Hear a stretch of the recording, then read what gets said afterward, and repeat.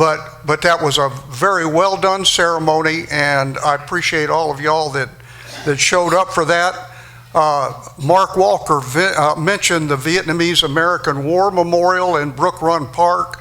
That was a truly special ceremony, and it is a truly special place. If you haven't visited it yet, you should.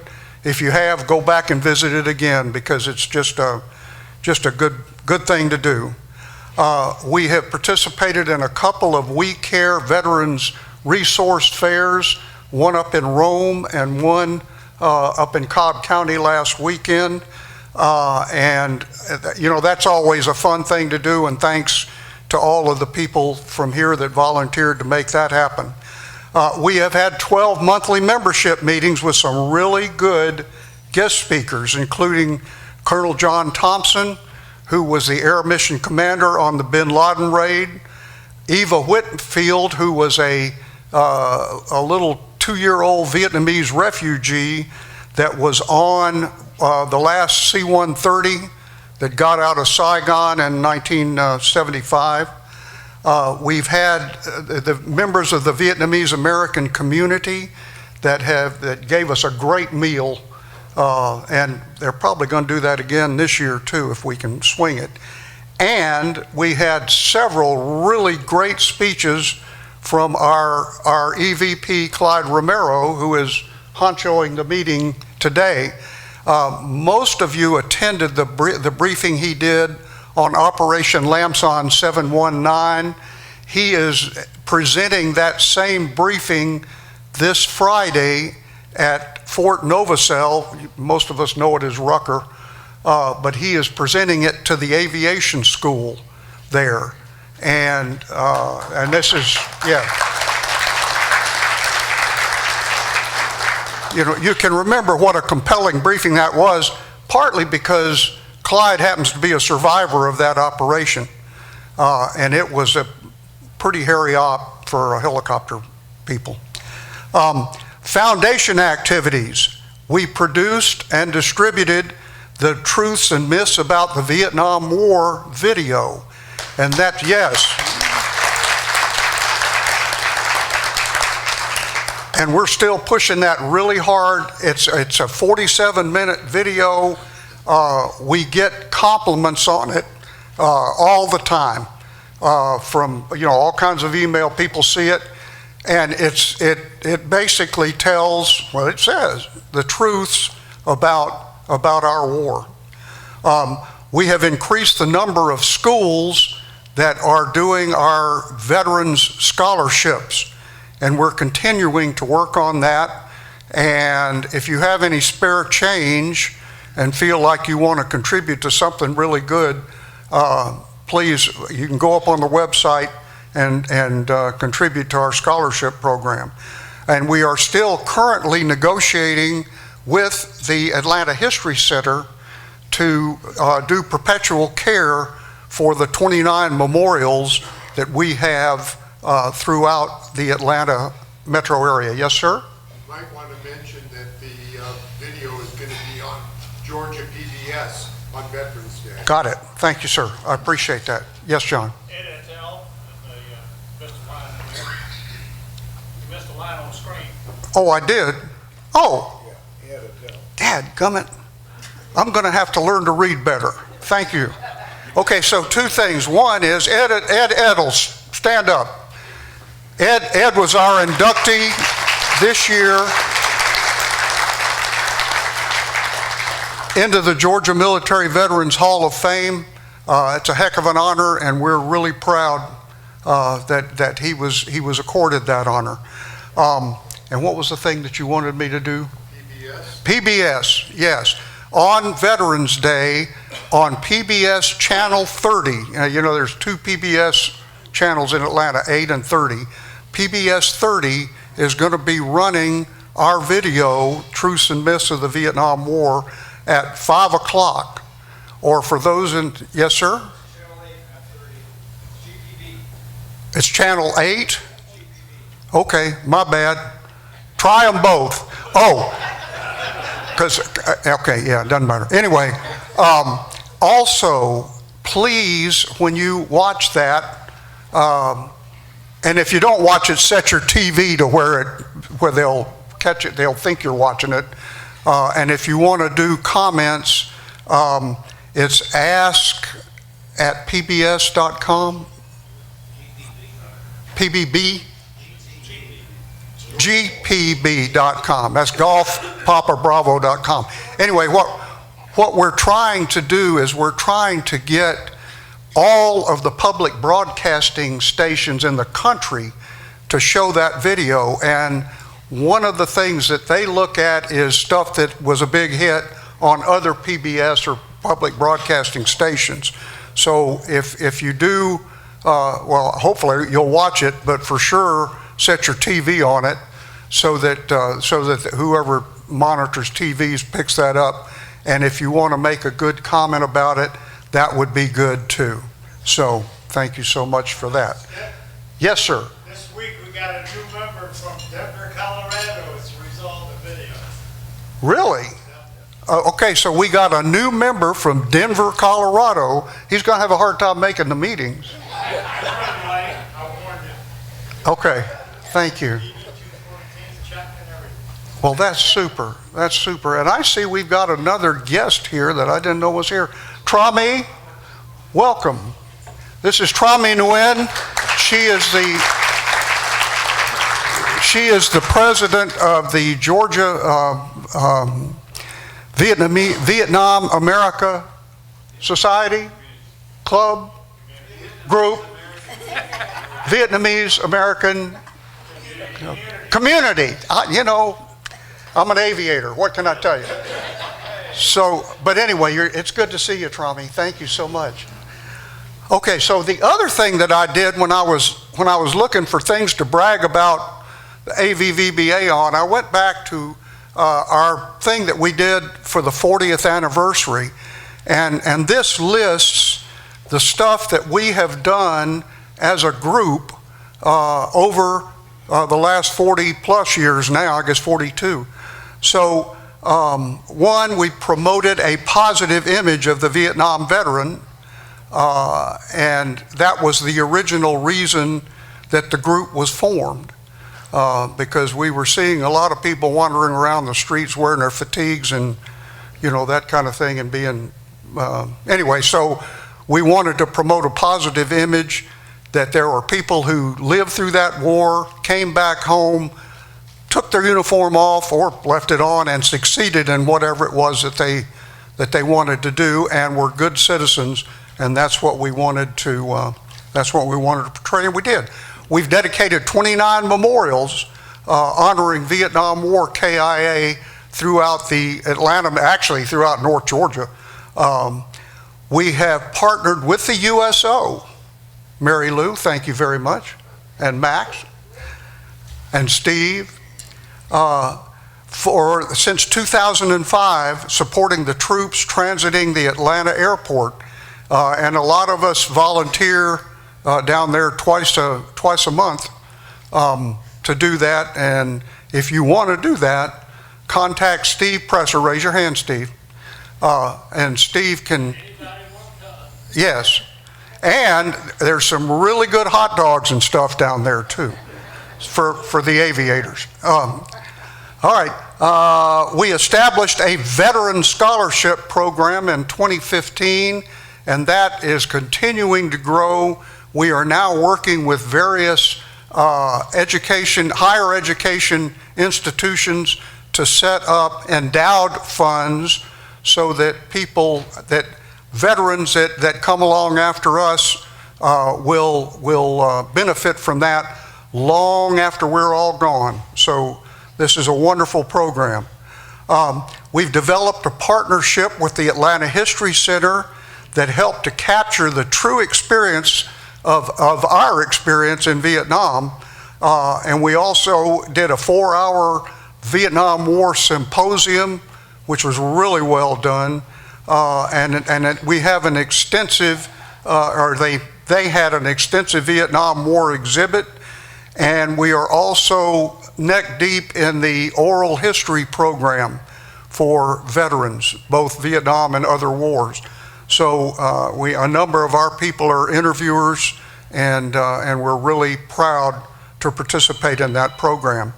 We have marched each year in the Veterans Day Parade, and we actually won recognition as best marching unit, but the competition really wasn't all that great. Anyway. Yeah. Yeah, we're going to be using our walkers here pretty soon. But anyway,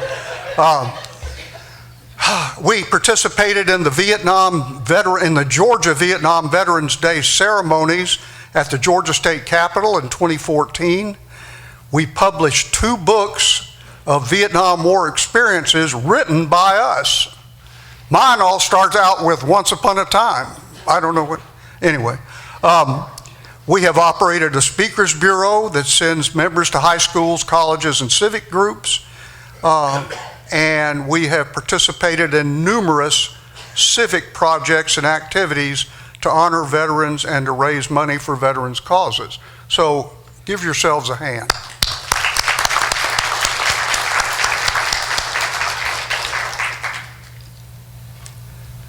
Yes, sir? Would you send those last 2 slides out to the association?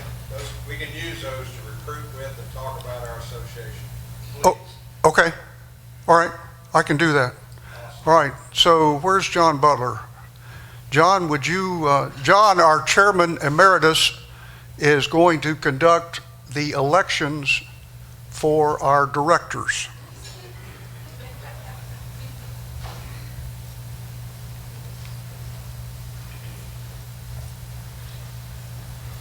Thank you, Skip. I'm honored to be a part of this organization, and you know, listening to Skip, this is not on the agenda, listening to Skip talk about some of the things that this organization has done. It reminds me of the parking lot a few years ago when Don Plunkett stopped me, and one of the founding members here, and said, "I'd like to take you to lunch." And I didn't know this guy from Adam, and I said, "What's it about?" He says, "Well, Vietnam veterans getting together." And I said, "Man, I have no interest in that whatsoever." And he said, "I'll buy your lunch, and if you don't like it, don't go back." And I came into this room. It wasn't here; it was another room. But there was 100 Vietnam veterans there. Didn't know a single one of them, not one. And I felt a connection that was so palpable to me. It began to change my outlook on so much of my life. It was powerful. And being a part of an organization that does so much good for so many veterans, I'm just as proud as I can be to be a part of this group. So thank you for letting me be here. Thank you.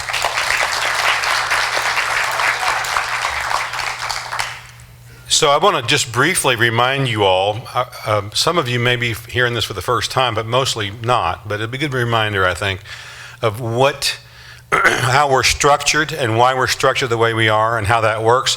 I promise it will not be too boring. At least I hope it won't be. We do have a board of directors. We are not a democracy or a republic. We are a nonprofit. And we are a 501c19 organization, which means we're a fraternal organization of veterans. And we have a board of directors that oversees the strategic direction of the organization. And then we have officers that implement those strategic directions in a specific operational ways. So the AVVBA Board of Directors, or the board, represents and serves the members, demonstrates servant leadership. One of the qualifications of being on the board is you have demonstrated that you're willing to serve in a role that's beneficial to the organization. So you lead by example. We provide strategic direction, and then we, as the board, select the officers of the organization. The officers serves on behalf of the board of directors, and also, of course, serves at the behest of the interests of the membership. They also provide servant leadership, leading by example. They provide operational direction.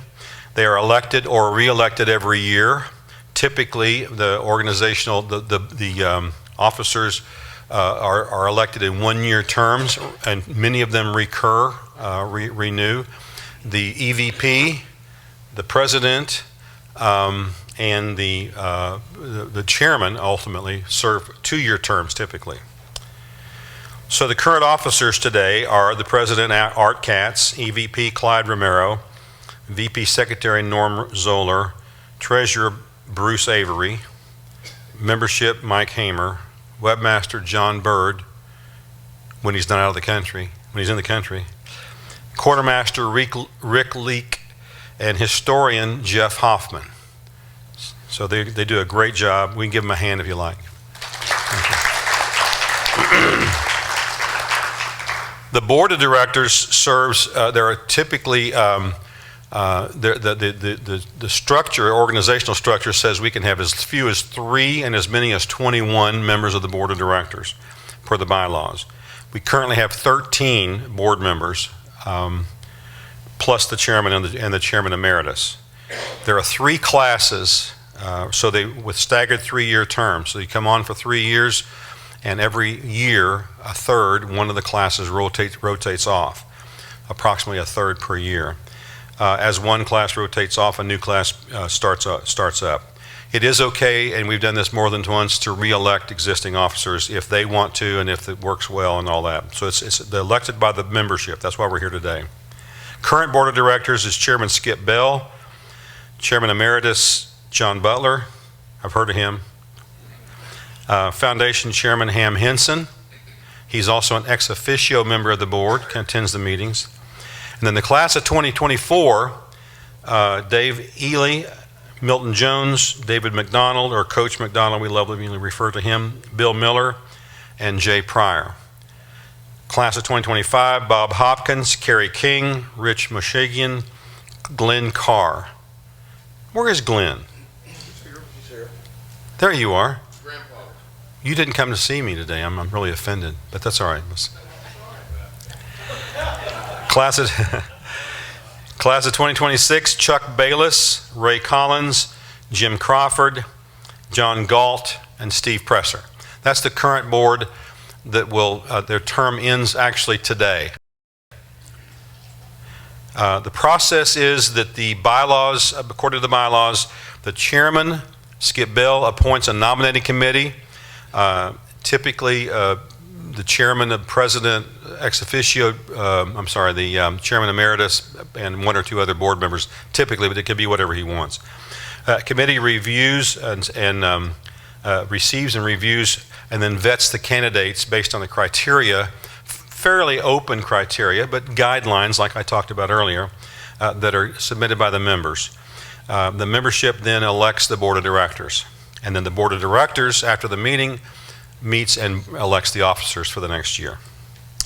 So this year's nominating committee was, I was chairman of the committee. That's the only official job I have as chairman emeritus, which is another term for has-been, is actually what that title actually means. Then Skip Bell, Art Katz, Kerry King, and Chuck Bayless are the nominating committee. Today we have a proposed slate that has been reviewed. They have talked, each member has been approached, is willing to serve, interested in serving, and we recommend this slate of members. You'll see in blue, you'll see 4 members that we have as a nominating committee for a variety of reasons asked to continue for 1 or 2 more years. And they have agreed to do that, again, subject to the vote of approval by the membership. And that's Dave Ely, David McDonald, Jay Pryor, for the class of 2025, 1 more year, and then Milton Jones for the class of 2026, 2 more years. The new members we're recommending, nominating for this membership to approve is Ed Edel, Alan Gravel, Bob Houghton, and Doug Lackey. So those are the ones we are recommending to the membership. So at this point, I would like for, this is a nomination that is officially being made to the membership by the nominating committee. We would like a second to that nomination. Max Torrance seconds that nomination. And also Mark thirds it. John Douglas fourths it. So we have a second, a third, and a fourth. That's good. That's official. Any discussion? Good. You want Ed to leave the room? We can talk about him behind his back. Great slate. Great slate. Thank you for the comment. All in favor say aye. Aye. Any opposed? Leave the room. No, just kidding. That's done. Thank you very much. I'm out. Thanks.